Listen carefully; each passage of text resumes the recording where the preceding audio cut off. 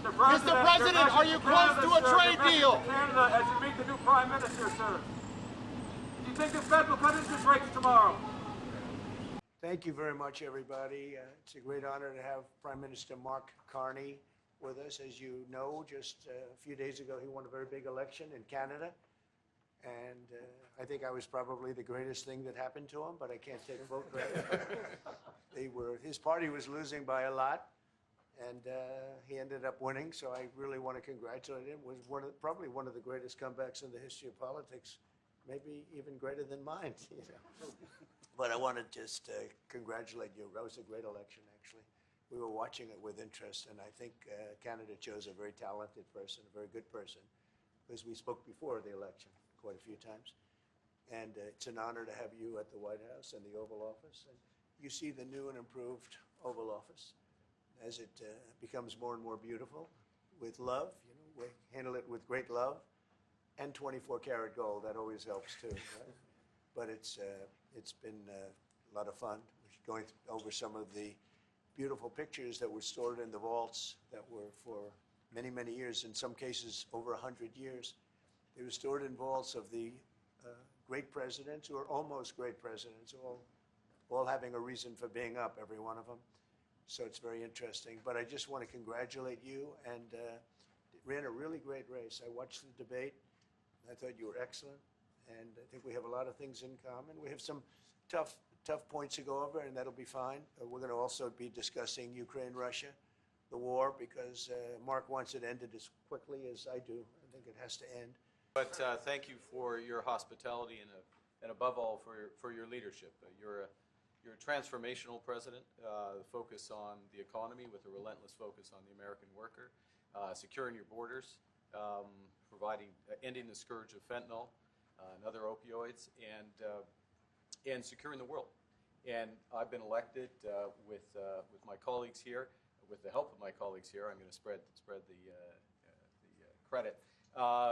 To transform Canada with a similar focus on the economy, securing our borders, again on fentanyl, much greater focus on defense and security, securing the Arctic and developing the Arctic. And you know, the history of Canada and the U.S. is we're stronger when we work together, and there's many opportunities to work together. And I look forward to, you know, addressing some of those issues that we have, but also finding those areas of mutual cooperation so we can move forward. That's great. Very nice. Thank you very much. It's a very nice statement. In the United States, would you like to see your first trade deal be with Canada? I would love that. Look, I have a lot of respect for this man, and I watched him come up in a sense through the ranks when he wasn't given much of a chance, and he ran a really great campaign. He did a really great debate. I think that debate was very helpful. I was going to raise my hand. You know, I don't know if that's good or bad. I shouldn't say that. That might hurt you. But no, he ran a really great election, I thought. And yeah, something could happen. Something could happen. Yeah, please. What's the top concession you want out of Canada? The top concession you want out of Canada? Concession? Yes. Friendship. But that's not a concession. No, we're going to be friends with Canada. Regardless of anything, we're going to be friends with Canada. Canada is a very special place to me. I know so many people that live in Canada. My parents had relatives that lived in Canada, my mother in particular. And no, I love Canada. I have a lot of respect for the Canadians. Wayne Gretzky, I mean, how good, the great one. You happen to have a very, very good hockey player right here on the Capitals, who I have a lot of respect. He is a big, tough cookie, too. He just broke the record. And he's a great guy. And, you know, we had the team here, and I got to know a lot of the players. But now, Canada is a very special place. Mr. Prime Minister, I'd like to get your response to this, too. Mr. President, you have said that Canada should become the 51st state. No. No. Well, I still believe that. But you know, it takes two to tango, right? But no, I do. I mean, I believe it would be a massive tax cut for the Canadian citizens. You get free military, you get tremendous medical cares and other things. There would be a lot of advantages, but it would be a massive tax cut, and it's also a beautiful. You know, as a real estate developer, you know, I'm a real estate developer at heart. When you get rid of that artificially drawn line, somebody drew that line many years ago with like a ruler, just a straight line right across the top of the country. when you look at that beautiful formation when it's together, I'm a very artistic person, but when I looked at that beauty, I said, that's the way it was meant to be. But, you know, I do feel it's much better for Canada. But we're not going to be discussing that unless somebody wants to discuss it. I think that there are tremendous benefits to the Canadian citizens, tremendously lower taxes, free military, which honestly we give you essentially anyway because we're protecting Canada if you ever had a problem. But I think it would really be a wonderful marriage because it's two places that get along very well. They like each other a lot. Well, if I may, as you know from real estate, there are some places that are never for sale. That's true. We're sitting in one right now, you know, Buckingham Palace that you visited as well. That's true. And having met with the owners of Canada over the course of the campaign last several months, it's not for sale, won't be for sale ever. But the opportunity is in the partnership and what we can build together. We have done that in the past. And part of that, as the President just said, is with respect to our own security. And my government is committed for a step change in our investment in Canadian security and our partnership, and I'll say this as well, that the President has revitalized international security, revitalized NATO, and us playing our full weight in NATO, and that will be part of it. And they have, I must say, Canada is stepping up the military participation because Mark knew, you know, they were low and now they're stepping it up, and that's a very important thing. But never say never. Never say never. No, it's fine. It's there. It's good. We use it for certain things. It's there. We have the USMCA is a good deal for everybody. I won't say this about Mark, but I didn't like his predecessor. I didn't like a person that worked for. She was terrible, actually. She was a terrible person. And she really hurt that deal very badly because she tried to take advantage of the deal and she didn't get away with it. You know who I'm talking about. But so, you know, we had a bad relationship having to do with the fact that we disagreed with the way they viewed the deal. And we ended it. You know, we ended that relationship pretty much.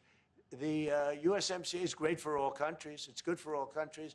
We do have a negotiation coming up over the next year or so to adjust it or terminate it. Mr. President. I'll say a word on USMCA, if I may, Mr. President.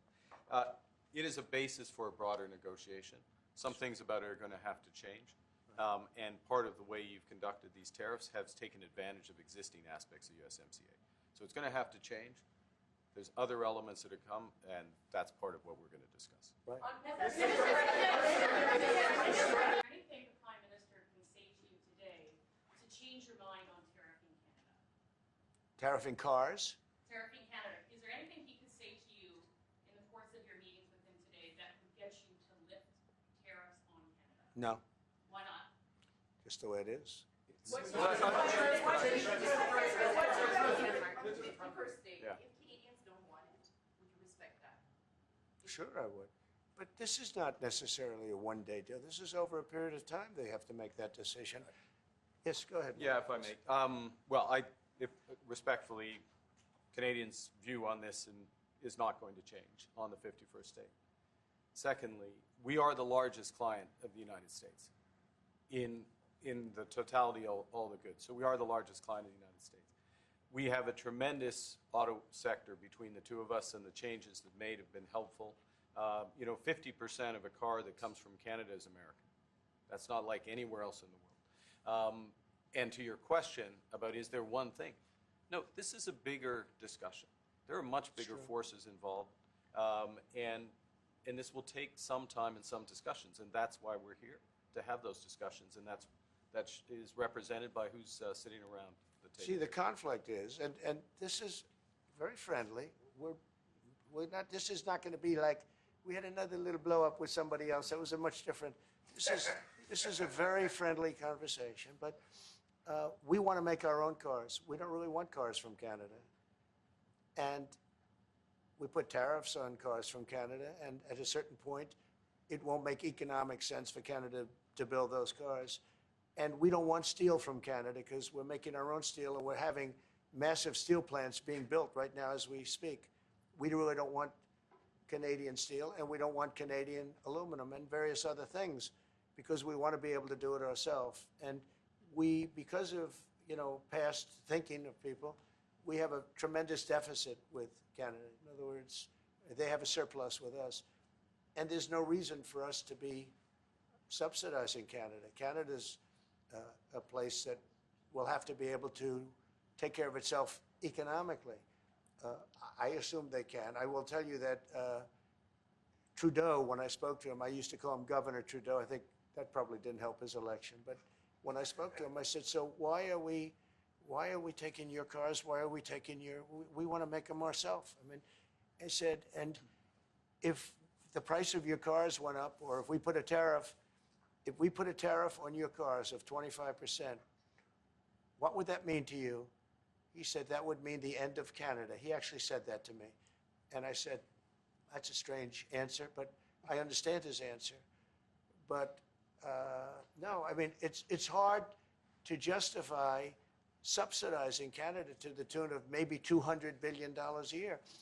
We protect Canada militarily, and we always will. We're going to, that's not a money thing. But we always will. But, it's not fair. But why are we subsidizing Canada $200 billion a year, or whatever the number might be? It's a very substantial number. And it's hard for the American taxpayer to say, gee whiz, we love doing that. Good afternoon, everyone. Bonjour tout le monde. Aujourd'hui, j'ai eu la première d'une série de réunions visant à établir une nouvelle relation globale entre le Canada et les États-Unis. President Trump and I met today as leaders of two sovereign independent nations. And I want to thank the President and the members of his cabinet that attended for welcoming me and my colleagues to the White House and for our very constructive discussions. I conveyed to the President today what our countries have long proven to be true, that Canada and the United States are stronger when we work together. We can get a better deal for our workers. We can create more opportunities for our businesses. We can build stronger economies across North America when we work together. And really today marked the end of the beginning of a process of the United States and Canada redefining that relationship of working together. The question is how we will cooperate in the future, how we can build an economic and security relationship built on mutual respect, built on common interests, and that delivers transformational benefits to our economies. We had what I would describe as wide-ranging and, as I said a moment ago, very constructive discussions. We agreed to have further conversations in the coming weeks, and we are looking forward to meeting in person at the G7 summit in Kananaskis in Alberta. Now, while that's going on, in Canada, we will focus on what we can control. Alors, demain, je réunirai avec les premiers ministres pour une appel afin de faire le point sur les conversations que nous avons eues ici aujourd'hui et de discuter du travail qui nous attend. We are going to reinforce our strength at home. We will reinforce Canada's security for an increasingly dangerous and divided world. We will transform our border security, our security in the Arctic, and our support for our allies around the world. We'll build an economy that creates jobs, grows incomes, and withstands shocks. We're, in fact, the strongest economy in the G7, an economy that works for everyone. Nous allons bâtir une économie canadienne renouvelée, où tous peuvent réussir dans un monde qui est en train d'être profondément transformé. Nous allons bâtir les infrastructures qui permettront à nos entreprises de rejoindre de nouveaux marchés autour du monde. Et nous allons bâtir une seule économie canadienne par 13. We are masters in our own home, and we can give ourselves far more than any foreign government can ever take away. So now is the time to build, and based on the discussion today, to build at home and to build with our partners abroad, including the United States. Good afternoon, Prime Minister Tonda McCharles, Toronto Star.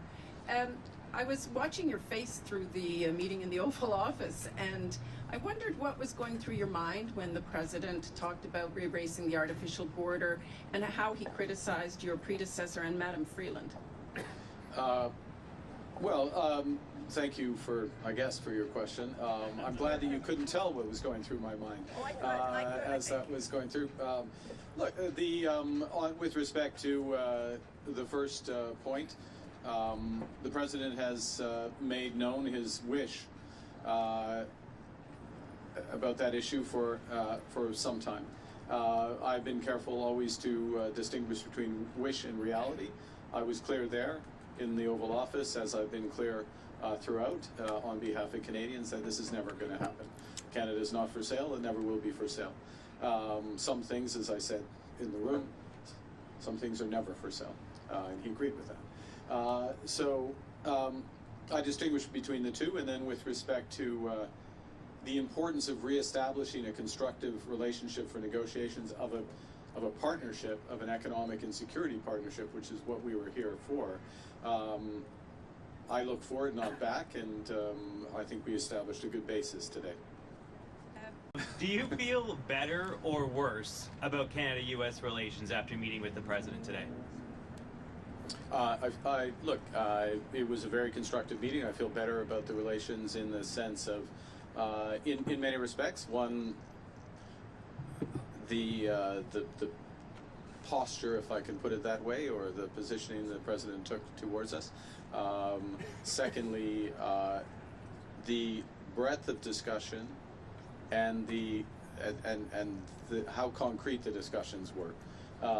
These are the discussions you have when you're looking to find solutions, as opposed to laying down terms, if you will. So feel better about that. And I would add one other thing, which maybe isn't as obvious, so I should say it, which is that we also discussed a number of issues globally, geostrategically, if I can put it that way, where we have common interests, common concerns, and that, of course, is a sign of a broader and very healthy, or a healthy relationship. Look, we have a lot more work to do. I'm not trying to suggest at any respect that we can have one meeting and everything's changed, but now we are engaged and very fully engaged.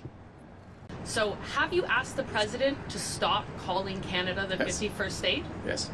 When did you ask him? Today. Okay, specifically, what did you ask him? Exactly what you just said. But what words did you use? How did you ask him? Look, I gave you an answer. Do you have a follow-up? What was his answer? Well, I don't know. He's the President. He's his own person. I would go back to showing the difference between a wish and a reality. We're very clear. I've been very clear publicly, consistently. I've been very clear in private. I was clear again in the Oval Office. We'll be clear throughout. The President, he understands that we're having a negotiation between sovereign nations, and that we will only pursue and accept a deal that's in the best interests of Canada, not just in the short term, but in the medium and long term for Canada.